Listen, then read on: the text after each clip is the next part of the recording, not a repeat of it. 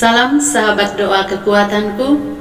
Jumpa lagi dengan kami di Doa Kekuatanku channel.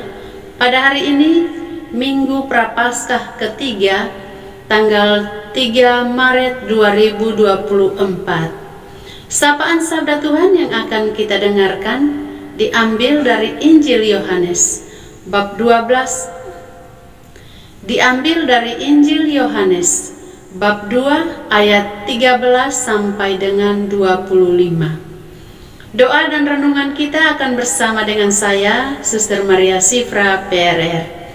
Mari Bapak Ibu para sahabatku yang terkasih, kita mengawali doa dan permenungan kita hari ini dengan mengundang kehadiran Roh Kudus.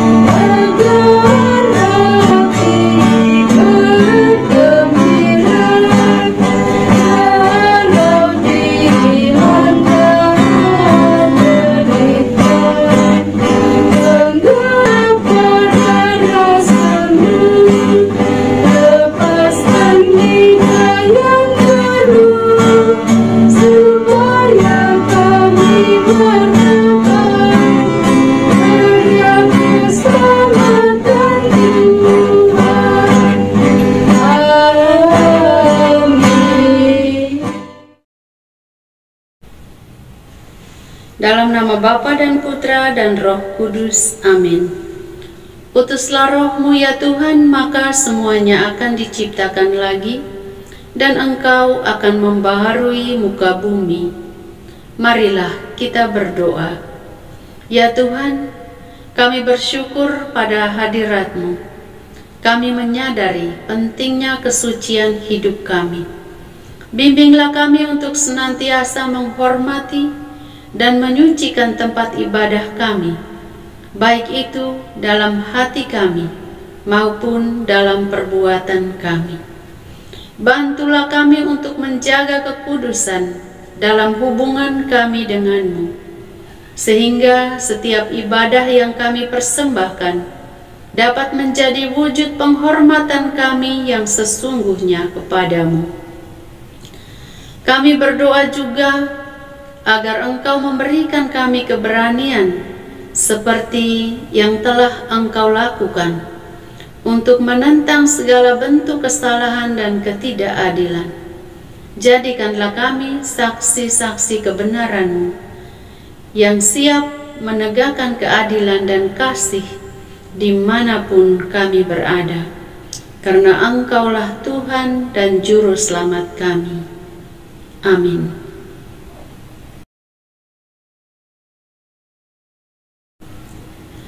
Sapaan Sabda Tuhan diambil dari Injil Yohanes, bab 2 ayat 13 sampai dengan 25. Yesus menyucikan bait Allah.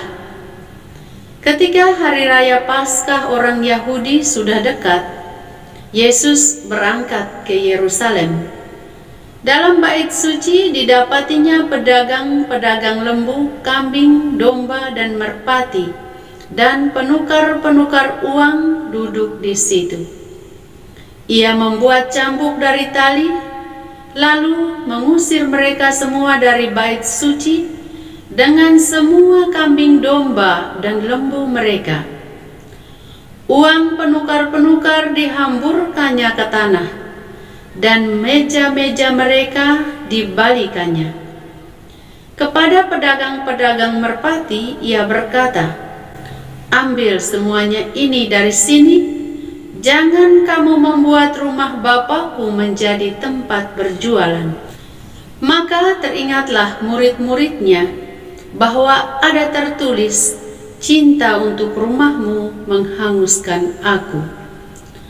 Orang-orang Yahudi menantang Yesus, katanya, "Tanda apakah yang dapat Engkau tunjukkan kepada kami bahwa Engkau berhak bertindak demikian?"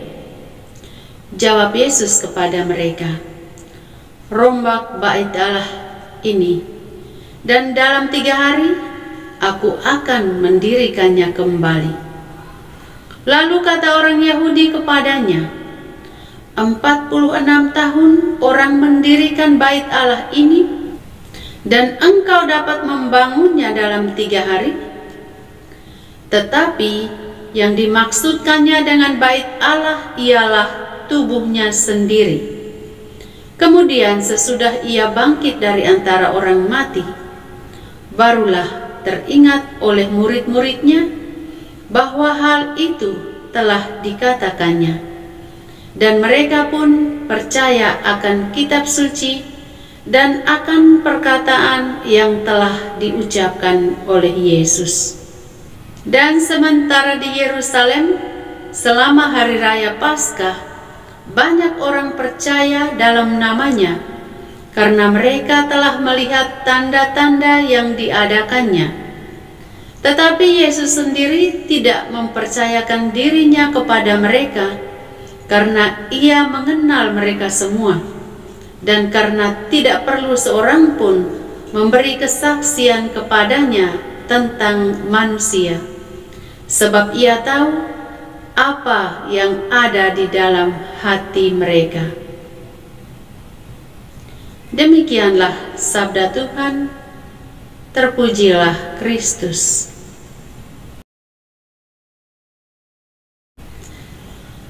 Bapak Ibu, para sahabatku yang terkasih, hari ini kita telah memasuki Minggu Prapaskah ketiga. Dalam Injil Yohanes yang baru saja kita dengarkan, kita mendapati kisah tentang Yesus membersihkan bait Allah di Yerusalem. Sikap Yesus yang kita dengarkan dalam kisah Injil hari ini sungguh keras, bahkan boleh dikatakan cukup kasar. Kita tahu Yesus marah, Yesus mengusir semua para pedagang yang ada di bait Allah itu. Secara spontan kita tentu berpikir, kenapa Yesus kok bisa marah semarah ini? Namun Bapak Ibu para sahabatku yang terkasih, yang perlu kita sadari bahwa ini tidak hanya terbatas tentang kekacauan yang terjadi di tempat ibadah itu, tetapi tentang bagaimana kedalaman penghormatan dan kekudusan Yesus terhadap rumah ibadah itu.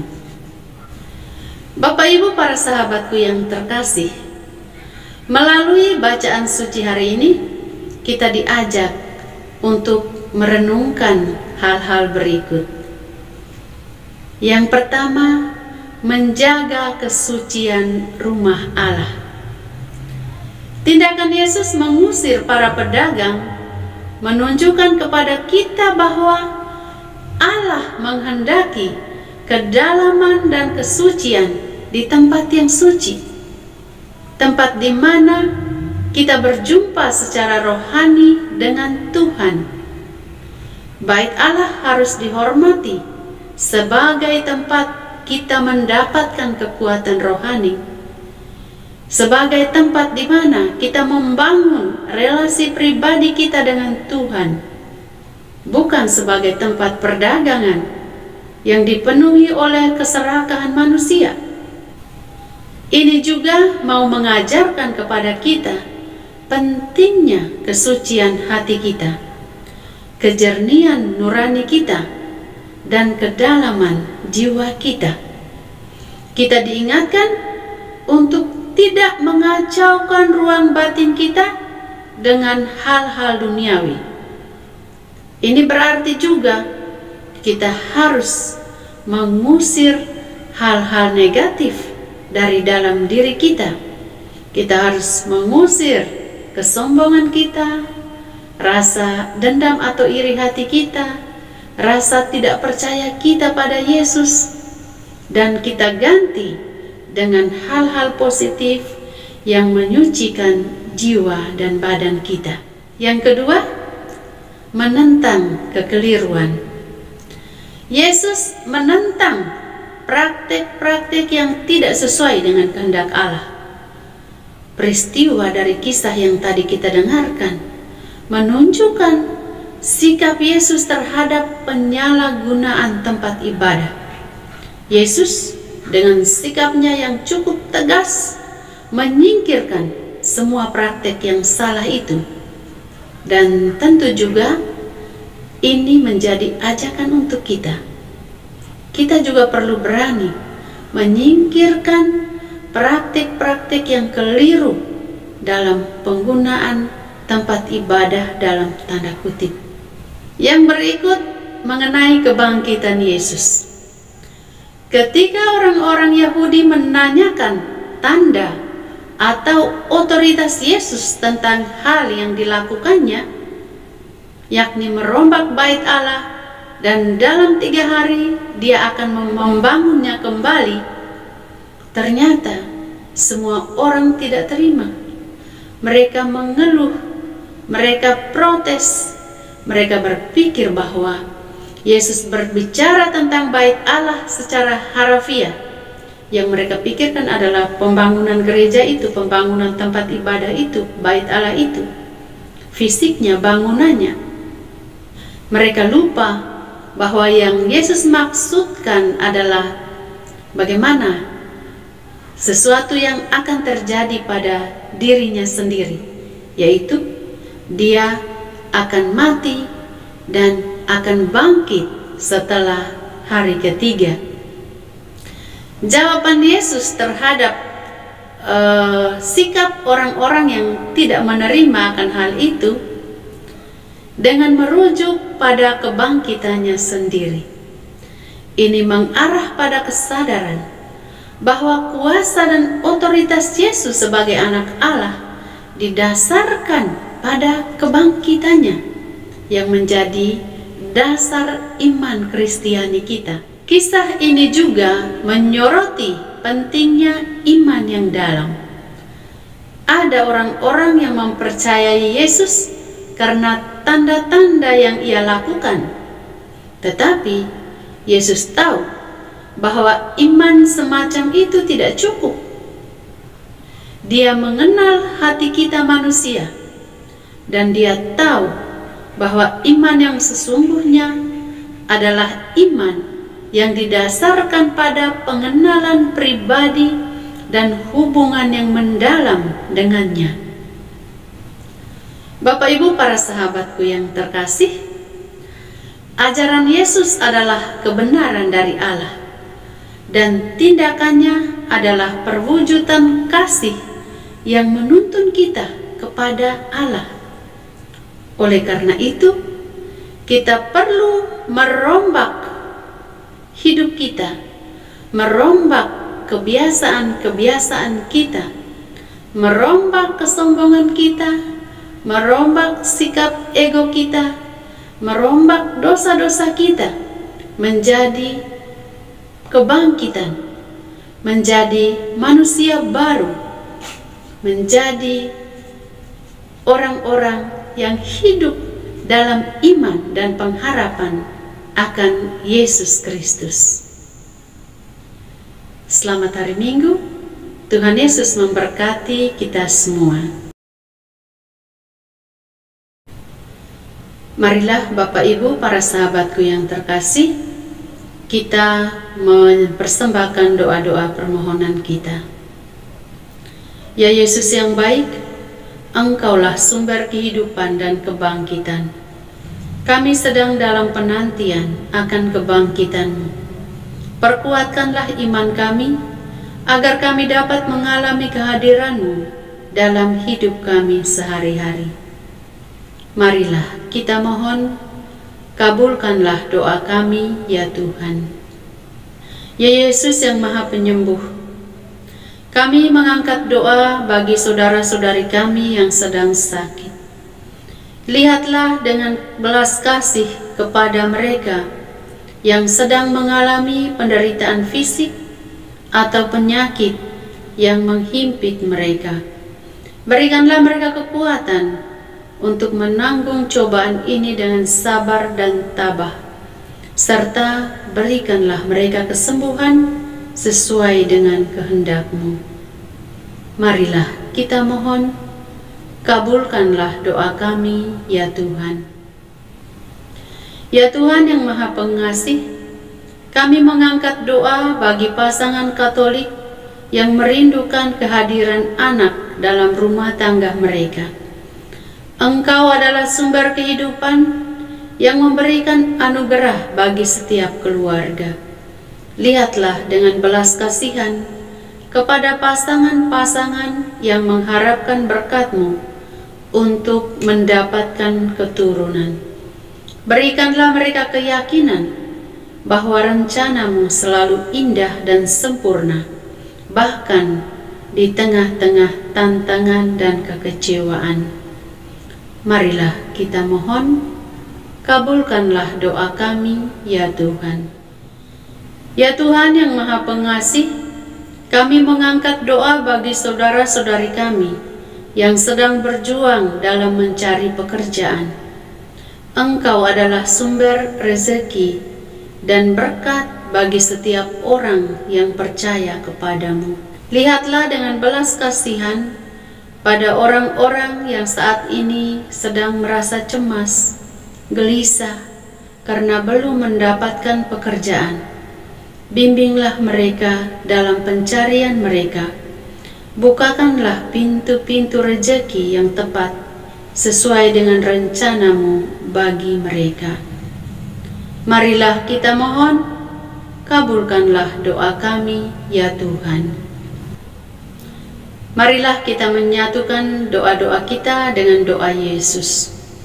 Bapa kami yang ada di surga, dimuliakanlah nama-Mu. Datanglah kerajaan-Mu, jadilah kehendak-Mu, di atas bumi seperti di dalam surga. Berilah kami rejeki pada hari ini, dan ampunilah kesalahan kami, seperti kami pun mengampuni yang bersalah kepada kami. Dan janganlah masukkan kami ke dalam pencobaan, tetapi bebaskanlah kami dari yang jahat. Amin. Salam Maria, penuh rahmat, Tuhan sertamu. Terpujilah engkau di antara wanita, dan terpujilah buah tubuhmu, Yesus. Santa Maria, Bunda Allah, doakanlah kami yang berdosa ini, sekarang dan waktu kami mati. Amin. Kemuliaan kepada Bapa dan Putra dan Roh Kudus, seperti pada permulaan, sekarang, selalu, dan sepanjang segala abad. Amin. Yesus Kristus, anak Allah yang hidup terang dunia, aku sembah sujud kepadamu. Untuk engkau aku hidup, untuk engkau aku mati. Yesus Kristus, anak Allah yang hidup terang dunia, aku sembah sujud kepadamu. Untuk engkau aku hidup, untuk engkau aku mati. Yesus Kristus, anak Allah yang hidup terang dunia, aku sembah sujud kepadamu. Untuk engkau aku hidup, untuk engkau aku mati. Santa Maria Regna Rosari, doakanlah kami.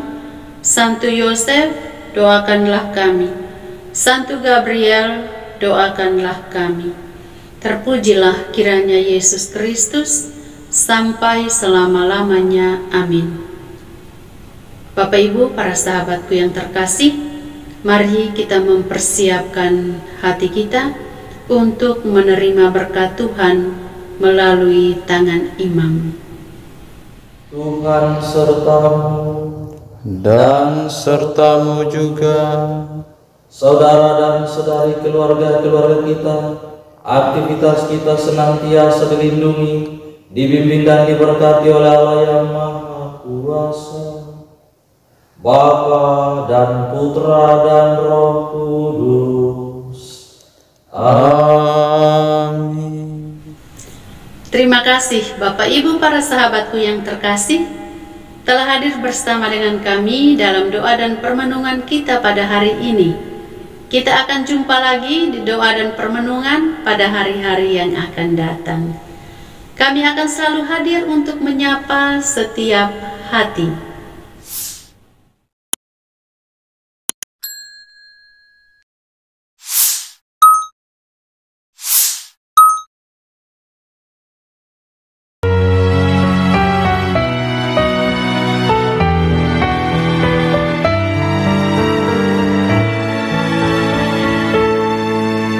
Dikala hati terasa hampa, doa jadi kekuatan. Ketika terbersit sejuta angan, doa jadi tempat curahan. Di saat raga terasa lelah, doa tempat pengharapan. Tinggallah dalam doa kami, oh Tuhan.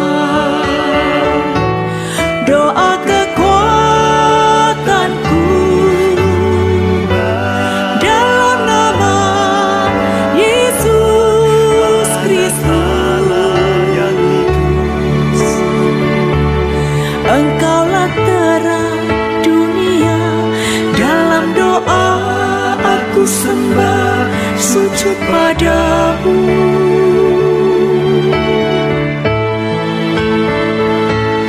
Doa kekuatanku dalam nama Yesus Kristus.